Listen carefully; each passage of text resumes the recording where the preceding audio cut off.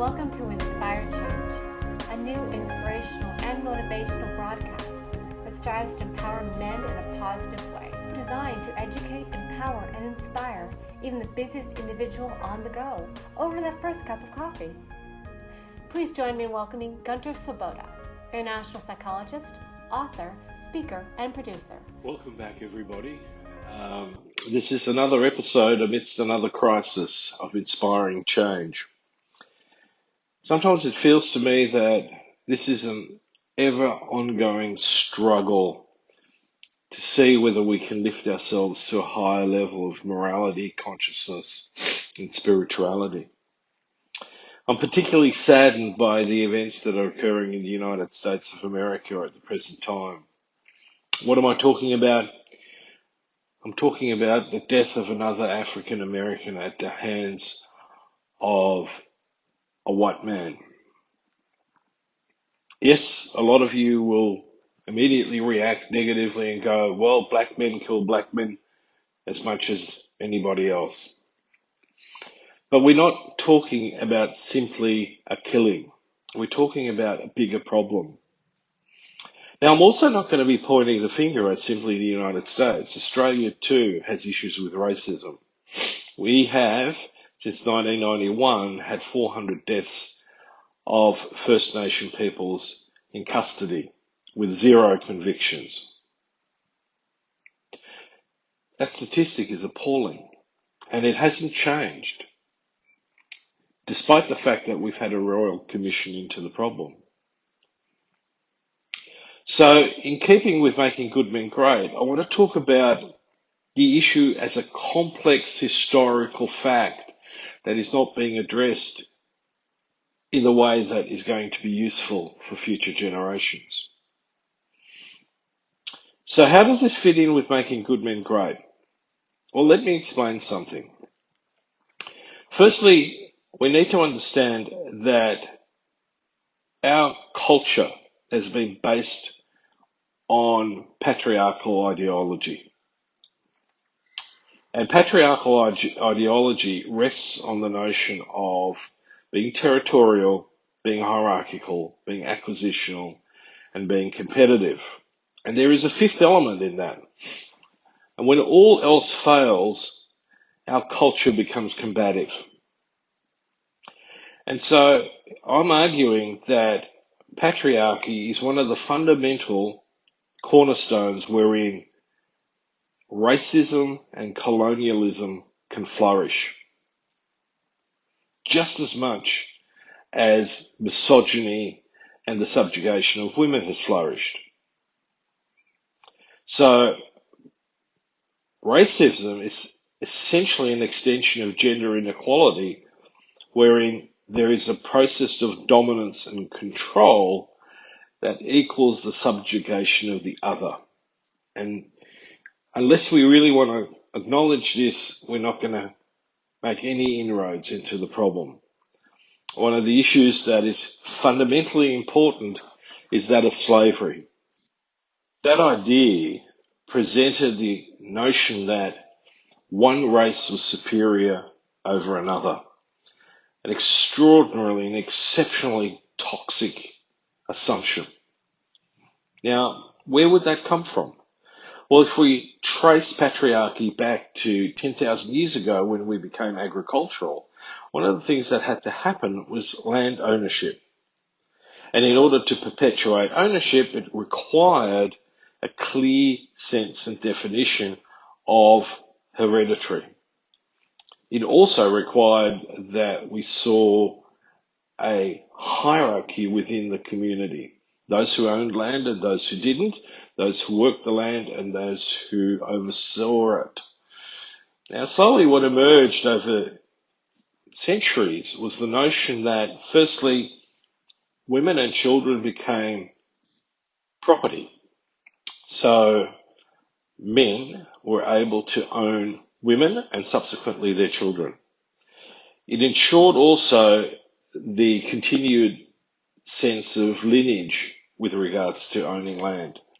And out of that emerged the idea that there was a distinct hierarchy within the community of those who owned land and those who didn't, and therefore also owned means of production. And eventually, nobility arose out of that idea. Now, what's important to recognise here is that as we move along historically, the system became more and more complex with regards to the hierarchy in it, and who belonged and who didn't belong, and on what basis. Now, one of the other issues with regards to patriarchy, and I've spoken a lot about this, is the emerging lack of emotional literacy, the lack of empathy, and the acquired narcissism that led to colonialism and white privilege. It's an important concept to understand because this is like dominoes being triggered one after the other. The idea that we can explore countries and take them over and disenfranchise and dispossess the people that are already living in it is one of the fundamental toxic ideas in this ideology. And from there on, the idea of privilege emerges. That is, some of us, because of our birthright, believe that we have certain inherent rights, but also a diminished sense of responsibility and accountability. And we're seeing a lot of these issues play out in modern politics.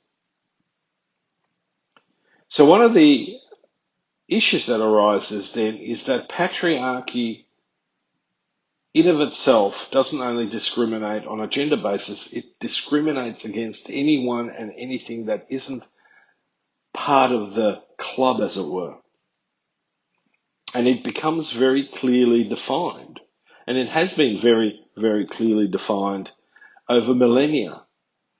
So what we're seeing today in the United States and other countries where there's clear evidence of discrimination on racial lines is that it's systemic. It's part of the fabric of the culture. And in order to create any forms of change, we need to dismantle, we need to deconstruct patriarchal ideologies. And yes, that occurs at every level of the society.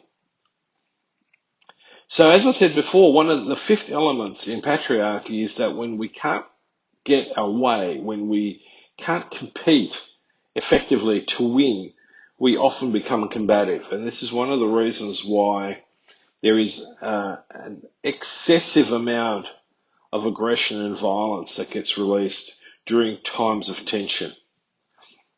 Effective leadership would look towards a process of cooperation and inclusion and meaningful dialogue to resolve these issues.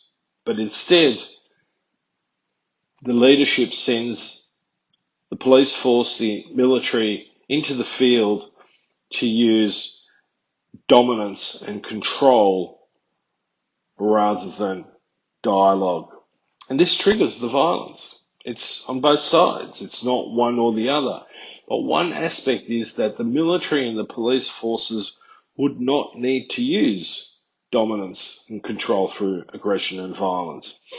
There's lots of evidence in the United States currently that many police officers are forming an alliance with those who are protesting, and it avoids riots.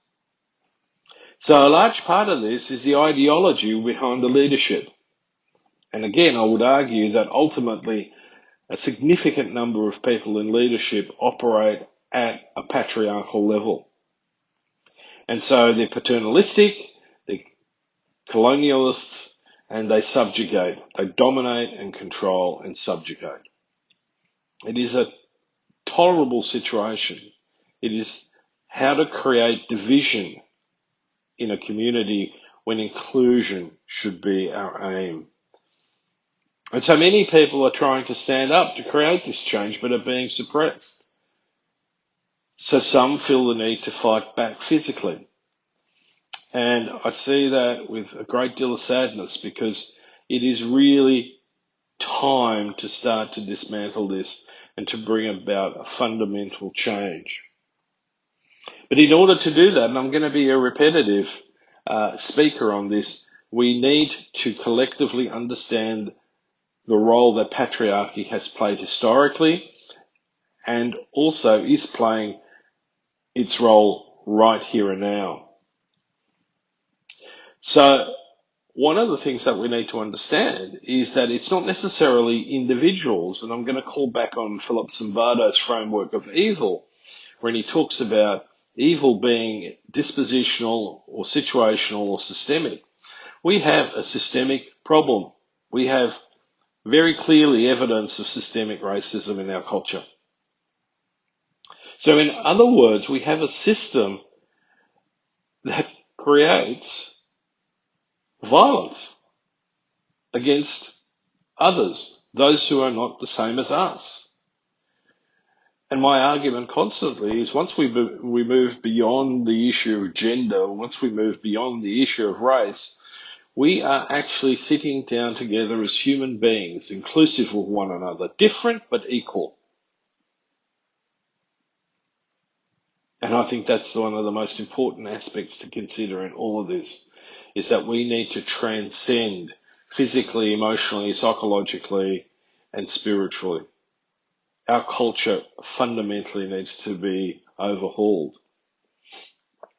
Now, recently I was reading and watching a documentary, which was really, really interesting. It was by a guy called Aaron James, and he has a book out called Arseholes, A Theory.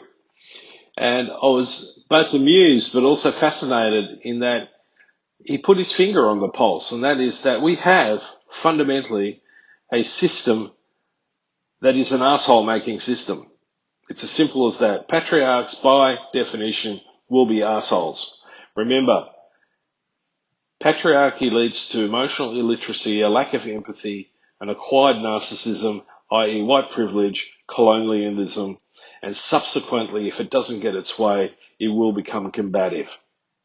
Easy as that. It's as simple and as straightforward as those key dominoes in a chain of others. So to be silent about this, or to talk about all lives matter, of course all lives matter. But we need to understand that who is being assailed currently are coloured lives. Black, brown, Hispanic, Latino, Islander, Aborigine, all those people of a different colour to white are being assailed and have been assailed historically. And if we're going to make any changes, we need to point the finger at that very issue. We need to go, the system is not broken. It was built that way and we need to rebuild it. We need to put it together in a way that serves all the people all the time, not only some of the people some of the time. It is going to be a challenge.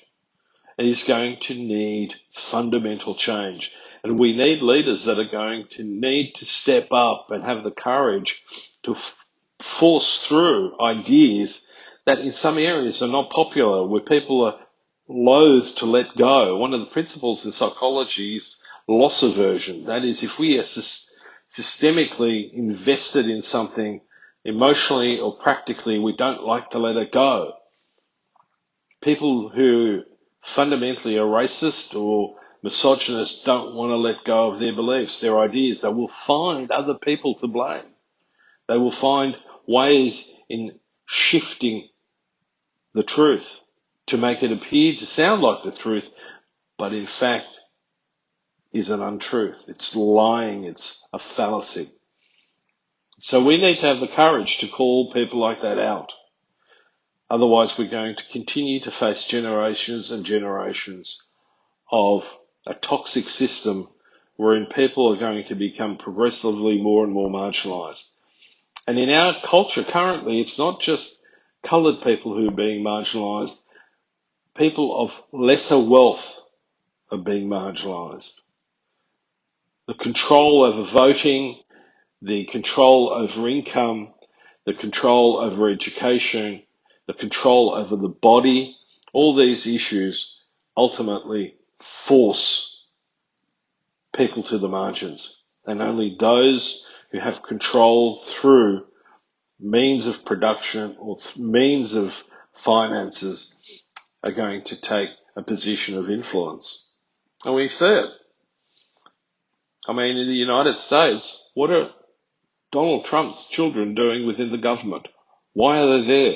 Why do we see in Australia evidence of nepotism within the political ranks, where people are in positions where we need to question whether those people actually have the skills, the education, or the expertise to be in that role? Now, lots of people can bring things to the table when they don't have the education or the expertise, but we need to consider this very, very carefully. Otherwise, we are going to perpetuate a toxic system, a system that is fundamentally evil. And my argument is that essentially patriarchy is evil. Philip Zimbardo is right. Aaron James is right. So the dominoes fall. Patriarchy creates a system of dominance and control over others in a toxic and malignant way. And we have every right to challenge that. And we must be careful not to be triggered into violence. Now, like in 1920 and 1930s, the Nazi Party was very, very clever in agitating and bringing agitators into demonstrations that were fundamentally and could have gone very peacefully, but those people, the Nazis, instigated aggression and violence, and once that happens, it's like fire. It just catches flame and it burns until it burns itself out. Do we want to live in a society like this?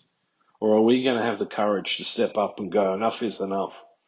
We need to change. And we know that that change is going to be difficult, painful, but ultimately it's for a better community, a better society, wherein people, individuals can thrive, and not just a few, but the many. We have the resources. We have the means of doing it. The current accumulation of wealth at the 1% level is immoral. It is another evil, and we need to challenge that.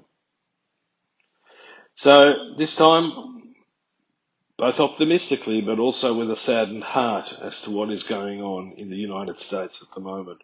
And I have friends and family there, and I hope that they're safe and sound, and they can see a way through to a better culture, because it needs to happen. Otherwise, what we're watching is the United States is the Rome that's burning. And it will continue to burn until they change their leadership. Till next time, I'm signing off. Thank you, Gunter, and thank you for listening to Inspire Change. If you have comments, tips, suggestions, or would like to be a guest on the show, please email producers at development@noirtainment.com. That's development at NOIRTAINMENT.com. Development@noirtainment.com. We look forward to hearing from you. Have an inspiring day and keep finding the light through the darkness. Thank you, and thank you for listening.